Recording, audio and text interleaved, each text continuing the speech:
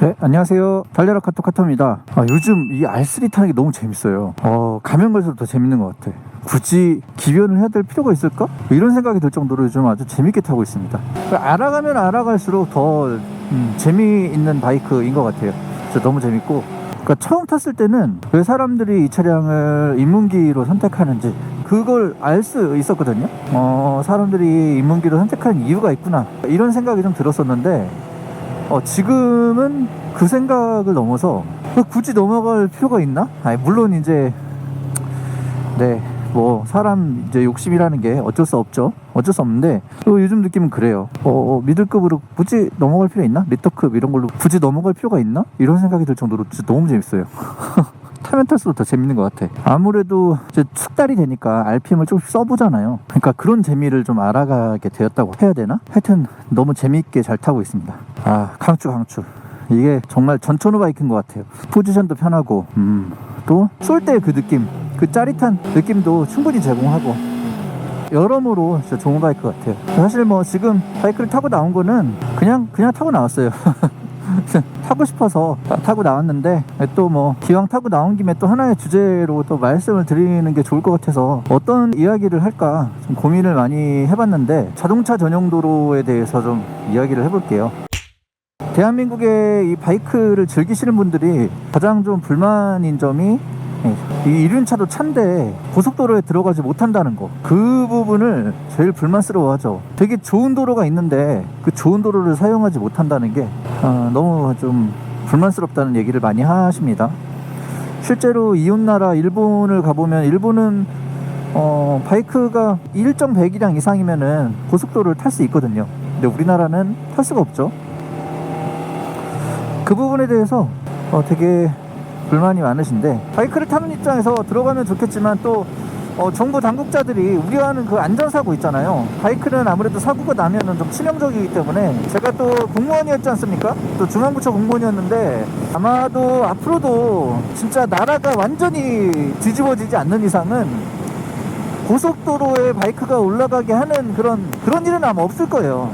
그거는 아예 포기하는 게 좋습니다. 왜냐하면은 우리나라 정부 같은 경우에는 사람 인명을 되게 중시하거든요. 저 공무원하면서 그런 얘기 좀 많이 들었어요. 사람이 죽었는데, 뭐 이런 거 있잖아요. 사람이 죽었는데, 사람이 죽은 거 한 명이라도 죽으면은 그거에 대해서 되게 크게 생각을 해요. 특히 이제 제가 몸담았던 이 국토교통부 같은 경우에는 그거 되게 중요시하게 생각을 하거든요.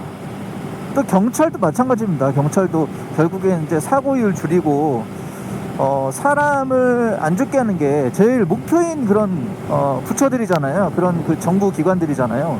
근데 그런 곳에서 한번 사고 나면은 거의, 특히 뭐 고속도로 같은 경우에는 사고 나면 뭐 죽는 거죠. 그런 거를 풀어줄 수 있을까? 또 공무원 사회에서 가장 큰 이슈가 그 책임이잖아요. 책임. 누가 책임을 질 것인가? 어떤 정책을 했을 때 거기서 부작용이 생기면은 누가 책임을 질 것인가? 이거에 대해서 공무원들은 되게 크게 생각하거든요. 고속도로를 바이크한테 풀어줬는데 사고가 나가지고 사람들이 많이 죽는다. 그러면은 그거 누가 책임져야 돼요. 그러니까 그런 걸 싫어하는 거죠. 공무원들이 보수적이 될 수밖에 없죠.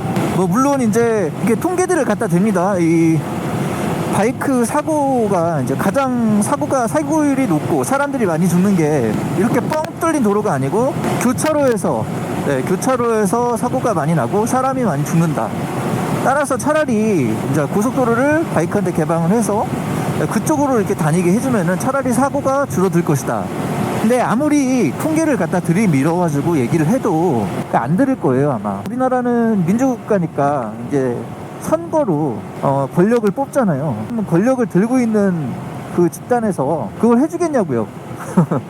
바이크 타는 사람들은 소수고, 일반적인 사람들은 그걸 안 좋아하는데, 그러니까 표가 더 많잖아요. 저쪽이 표가 더 많기 때문에 안 됩니다. 그거 고속도로 안 돼요. 근데 좀 안타까운 거는 자동차 전용 도로예요. 저는 이거는 좀 바꿨으면 좋겠는데, 이것도 고속도로와 마찬가지로 잘 되진 않을 거예요. 근데 이게 좀 문제가 있는 게 뭐냐면은, 고속도로는 딱 그 바리게이트가 그러니까 톨게이트가 있고 거기에서 돈을 내야 들어가는 게 고속도로잖아요. 돈을 안 내면은 못 들어가죠. 그러니까 이제 여기가 고속도로다 아니다, 이거를 이제 알아채기가 되게 편해요.